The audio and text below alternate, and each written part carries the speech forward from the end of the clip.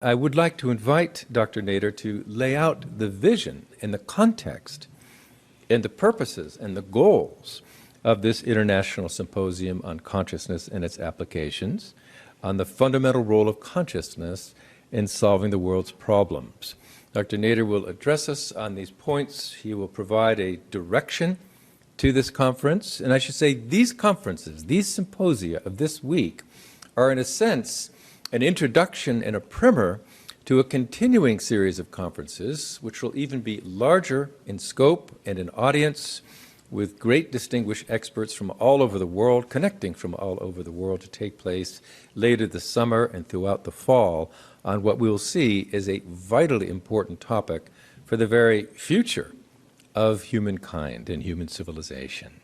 So, Dr. Naader, would you give us a vision of where this conference is to go? Thank you. Thank you, President Hagelin, and thank you, panelists, esteemed panelists, and those who are attending this conference, which is really vital. When we speak about consciousness, we wonder what is the purpose of discussing such a topic? Is it theoretical? Is it a question of analysis of philosophy or kind of existential discussion? Or is it something that has an importance in our life as individuals and society? And of course, the reason why we are here is not to discuss philosophy, because even the title says the role of consciousness in solving the world problems. So we want to be looking at very real effects, importance, and dynamics of consciousness, in understanding the role that something as abstract as consciousness can play in our lives, not only to solve problems, but actually to allow us to live life and experience it. So we'll be going from very basic principles and ideas to lay the foundation into potentially very complex thinking and discussions in different fields. So first, let us define, for those who are having translations in particular, the term consciousness in terms of awareness. In the Latin terms, consciousness and conscience are using the same word. So conscience is that which deals with morality and action in accordance with law and proper behavior, good and bad. Consciousness, the way we are discussing it, although it can be connected and related to all aspects of life, including conscience, consciousness is the ability to be aware, to be conscious, to be ability to experience, to make a decision, to understand our world, to understand ourselves, and also the ability to feel. So when we feel love, it is our awareness that is colored by certain aspects that we call love, or when we feel pity or compassion or we feel pain, we are experiencing something that we call pain. And that is what we are talking about. We are talking about that consciousness which allows us to experience reality from this perspective of ability to know, ability to plan, ability to understand the universe that is around us. So consciousness, what is it? Where does it come from? Let us first, again, realize the importance of consciousness in terms of what happens when we don't have consciousness. If we don't have consciousness, we are not aware of anything. We cannot plan anything. We are not able to experience life. We are not able to dream. We are not able to fathom the laws of nature. We are not able to relate to others. And that's a very, very simple reality that we experience, even for those who have been through surgery. For example, in anesthesia, there is the absence of a high state of consciousness. And as you will see, as we will discuss, there is still some level of consciousness in the body, but the higher consciousness is not there. And this is just as an example of what happens in the absence of higher states of consciousness, which is, in this case, waking state. So we live our lives through consciousness. And one can say that life has no meaning without consciousness. We cannot give it a meaning. We cannot experience it. We cannot see growth or progress or wealth or happiness if we don't have consciousness. So in that sense, consciousness is like the screen on which the movie of life unfolds. And that is one aspect of consciousness. Usually in the definitions of consciousness, oftentimes it is thought that consciousness is just like a screen, and on that screen, the movie of life happens. This is, of course, part of consciousness, and it is truly a fundamental part of consciousness. But what we will be discussing and analyzing is that actually the movie itself is a process within consciousness. So consciousness is not just a bystander, kind of a screen on which things are projected, because we can say, okay, life unfolds, it's something that happens, and then I happen to have a screen in my nervous system, my awareness, and that screen allows me to see the movie. Without the screen, obviously, I cannot see the movie. But the screen's absence does not mean the movie is not unfolding. That is the usual understanding. What we will see and discuss in the paradigm that we will present as one possibility, one great assumption about consciousness, is that actually even the movie of life is a play within consciousness. So how this happens, we will get into that in greater detail. But let us keep our mind open to this possibility that actually consciousness is more than a screen. It's also the computer, it's also the projector, it's also what leads to the display and the actual unfoldment of the story of life, of the movie of life, which takes us to something very, very profound, and therefore can have very, very deep implications in how we live our life and how we can change the course of our life, not just experience it, but also the ability to unfold it and direct it in a direction that can be evolutionary and that can bring us happiness and fullness in our life. So this is one thing very important to keep in mind. The other issue is consciousness, or I won't call it issue, the other consideration in consciousness that comes to the front of the discussions is, what is its origin? Where does it come from?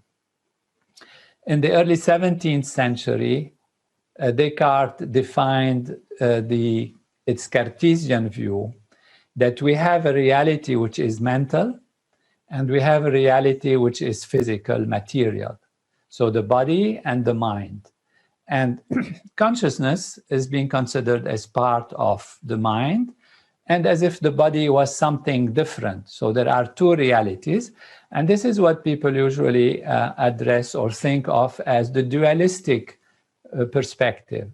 So there are two values, the value of the spiritual, the mental, consciousness, and the value of the material, the physical, the energy value, that are as if two different things, but nobody really was able to figure out how they work together. That is the dualistic perspective. The other perspective is that there is either matter as primary and important, or the mental, the physical as primary and important, and they are one or the other, not that the two exist together. They are one or the other, which means if you take the material perspective, the physical material perspective, we're saying that there is matter that emerges from the physical universe and all the studies that we will hear about in physics. And then ultimately this matter gets organized in a more and more complex and more orderly fashion.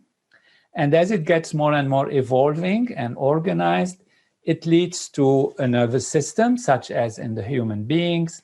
And that nervous system then has consciousness. It has consciousness.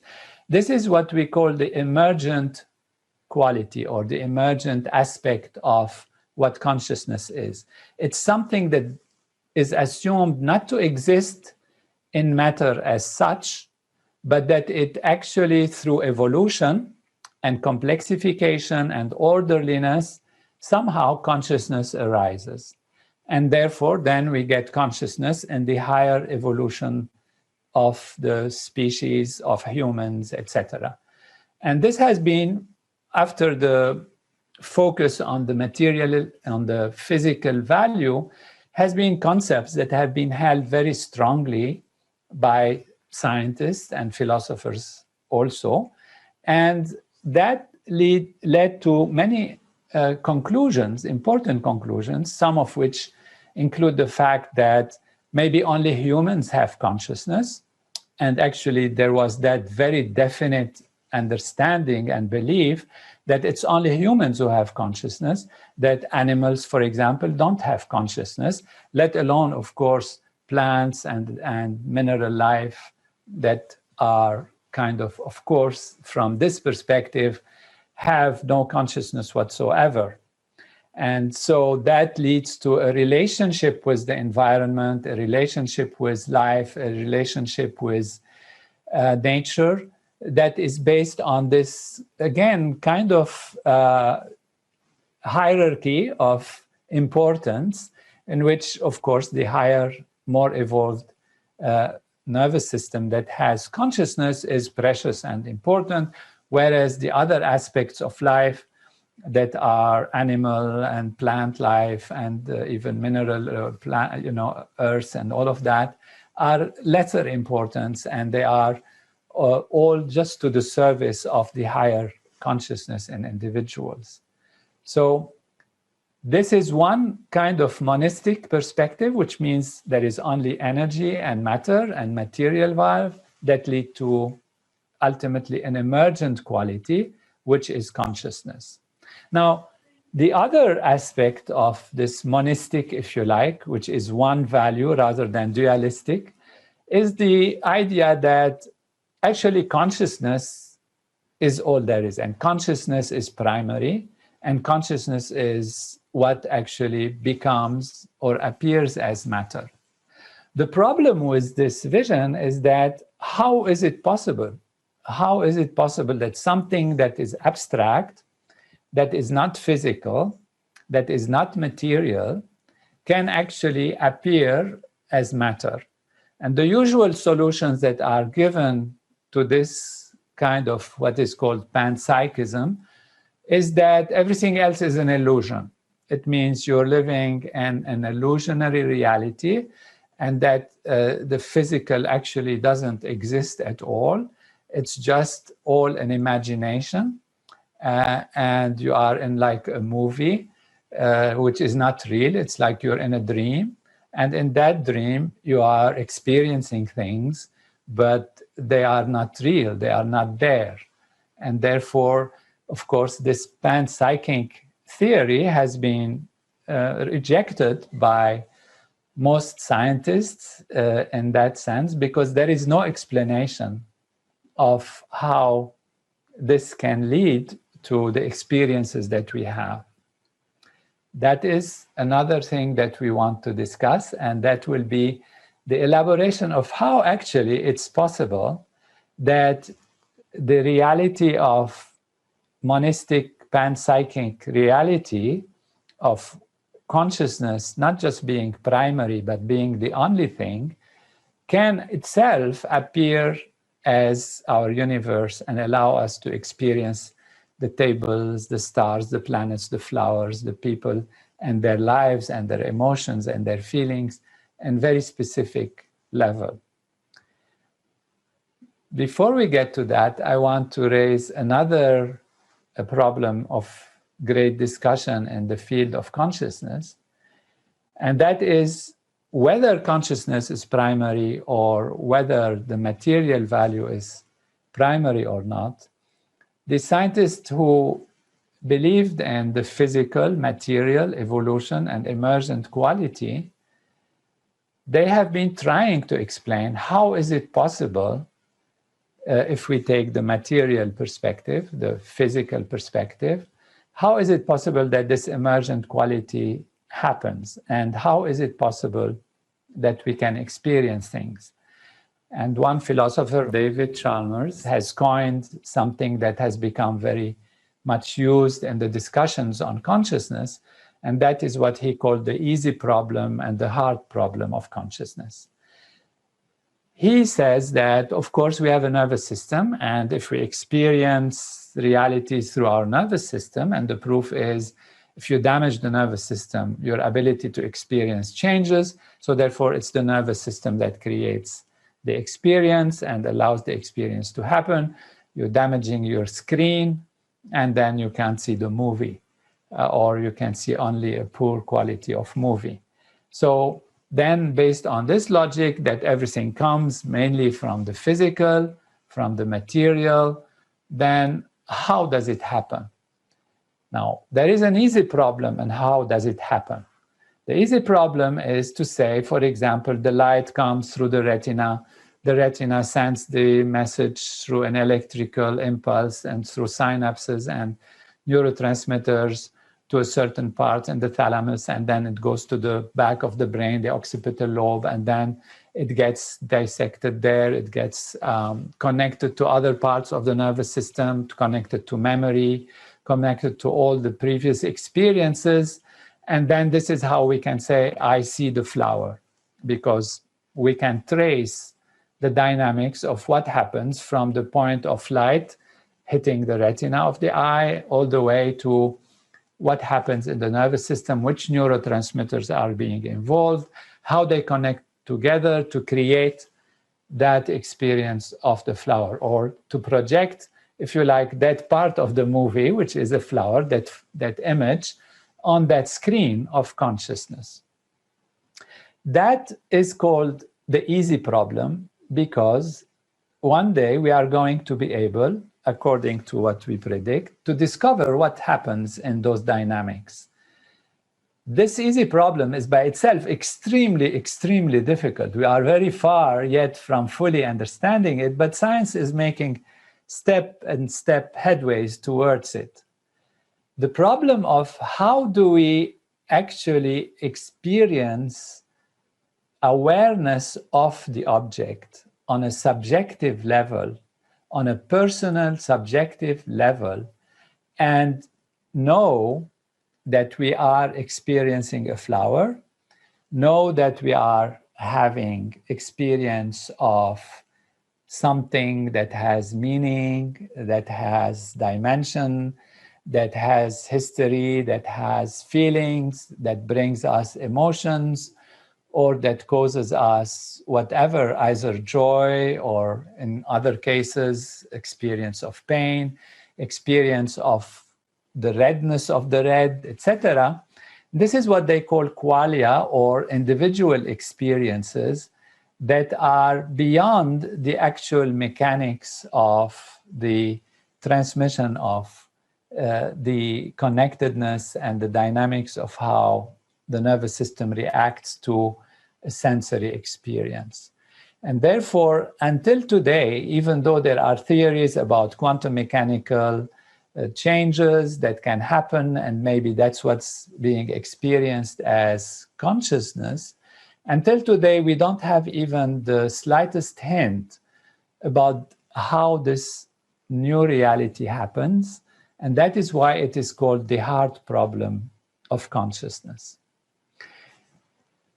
that is still being studied. There are many theories coming up, but they are still very far from the reality of how to solve it. What we have, on the other hand, is another kind of hard problem. If we take the idea that consciousness is primary, then how is it possible that consciousness can appear as matter? So rather than having the hard problem of how matter creates consciousness, now we have the hard problem, and appears as if much harder, of how consciousness itself, if it is primary, if there is something called consciousness, how does this primary, non-material, non-physical reality, how can it actually create the world as we know it?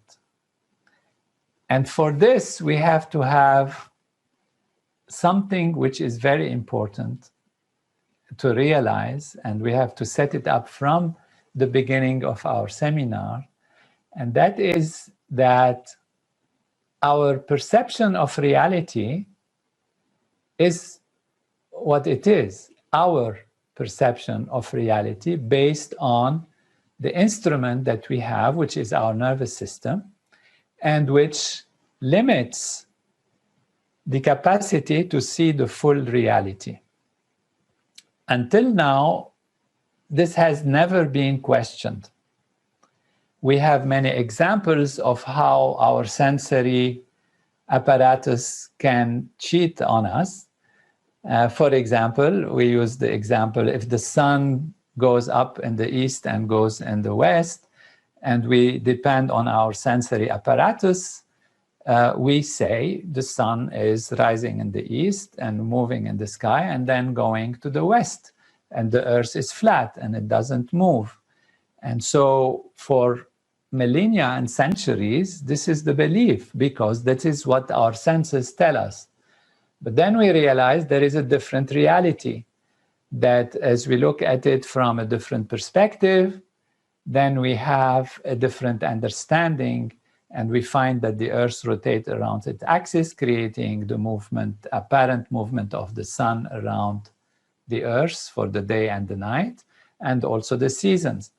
Now, giving even more, and this our panelists and Dr. Hegel in particular can comment on that, giving some problems that scientists, as they went deep into nature and analyzed the smaller parts of nature, they discovered phenomena that are unexplainable until there were theories such as Einstein's theory to explain that even time and space, which look very rigid for us, are actually relative, and they depend on the speed at which you go.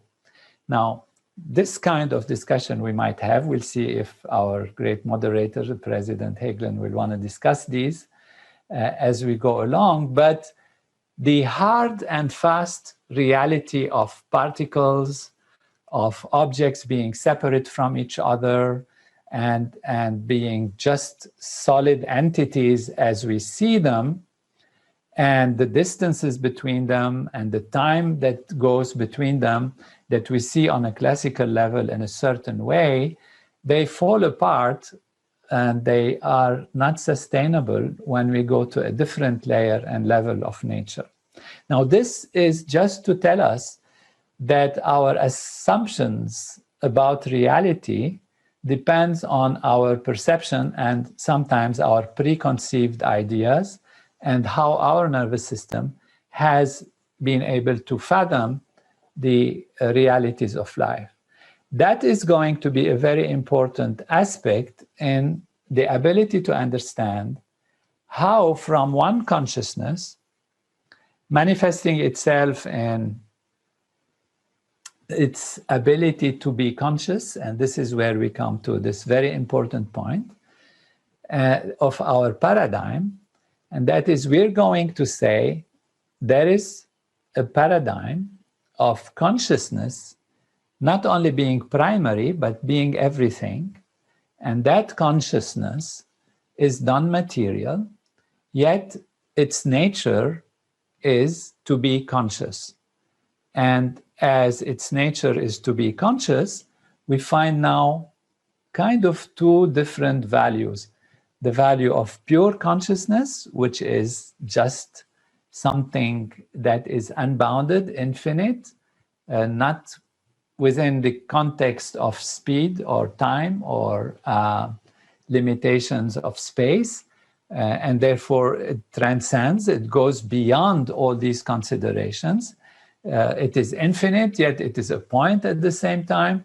It is unbounded, yet it can be seen as being present here and now all the time, into something that we are calling to be conscious. So that will be two realities in a sense, the pure being, pure consciousness beyond space-time, and then to be conscious, which opens the door of manifestation, because to be conscious requires three values: the observer, the one who is conscious, the object of observation, the object that is being perceived as the object of consciousness, and the dynamics that connect the observer to the observed, which is the process of knowing. This knowledge has come to us in a grand way from His Holiness Maharishi Mahesh Yogi, from the ancient Vedic tradition, that has been the experts in consciousness. In modern times, we have the study of the physical, the objective universe. In the ancient times, it was the study of awareness. They were introspecting, going within themselves and studying the dynamics of their own awareness. And that comes from the very ancient tradition of yoga and meditation, and transcendental meditation in particular. It was brought by Maharishi Mahesh Yogi, who himself saw that the ancient knowledge was based on three aspects, which he called in Sanskrit, they are defined, Rishi, Devata, and Chandas. And these three values he described as the knower, the knowing, and the object of knowledge. So the process that connects the subject to the object. And in this dynamic of being conscious to become conscious, there is three values that emerge: the silent value of the observer, the dynamic value that allows the connectedness between the observer and the object, and the object itself, which is the object of observation. Now, of course, we can say if there is one consciousness, then who is the observer? It's the one consciousness. What are the dynamics? It's the one consciousness. What is the object of observation? It is the one consciousness. Yet these three flavors arise. And as these three flavors arise, they interact with each other also, because now there is a quality, there is a perception of a difference. It was one and the same, but now we are saying, I am conscious, so where is the observer, process, and observing? And then the dynamics that interact, allow those to interact one with the other, give different perspectives. And that is a very important point that we have to keep in mind also, and the dynamics of how consciousness becomes multiplicity. And that is a question of perspective. Your perspective, you have the same landscape, you can look at it from the right, from the left, from the top, from the bottom, and that gives you different perspectives. So you can look at it from the perspective of silent seer, from a perspective of dynamic process, or from the perspective of a hiding object, which actually is the object that becomes the dynamic, the predominant aspect of the experience. So we can go through all of this further, but let us say this. In conclusion, what we are presenting and highlighting is that consciousness is primary, not only primary as something that then changes and creates something outside itself, but in the dynamics of consciousness, looking at itself from different perspectives, emerge the field of diversity. And in that field of diversity, there is the potential for different perceptions, different perspectives, and these perspectives are what are the basis of multiplicity. So there is a way to explain how consciousness, the one consciousness, can lead to multiplicity. And in this multiplicity, you will have small consciousness, big consciousness, enormous consciousness, huge consciousness, full consciousness. And that is another point we want to keep in mind, is that consciousness is not just a unitary value. At one, either it is there or it's not. And we know this because we have different states of consciousness. Maybe Dr. Travis will elaborate on that from his knowledge and research. Sleep, waking, dreaming are different states of consciousness that have physiological correspondence. But we also have higher states of consciousness that people are experiencing through the practice of transcendental meditation, and that lead to very, very profound and important changes in life and personal understanding, and in the quality of experience and the ability to grow and evolve and be productive and creative in one's life. So there is a range of consciousness, and this consciousness extends itself to the animal life, to the life of plants, and even to the mineral life. So how can this be? We are going to define consciousness in a new way, and that way is anything that is felt, detected, that interacts with anything else, we are going to call consciousness. And so we do not want to say that consciousness is always a human kind of consciousness. Human kind of consciousness is evolved consciousness, and even within humankind there are different states, but even lower consciousness exists, and this lower consciousness is in animals, even lower consciousness is in plants, but it is consciousness. If the plant feels the heat, feels the sun, the molecules in it detect it, they interact with each other, they react together, the plants and their roots, how they work together, and there are many examples of much more complex reality of the plant life than we ever imagined. We are going to call this consciousness. It is not like our consciousness as humans. The plant might not have self-awareness, which probably it doesn't.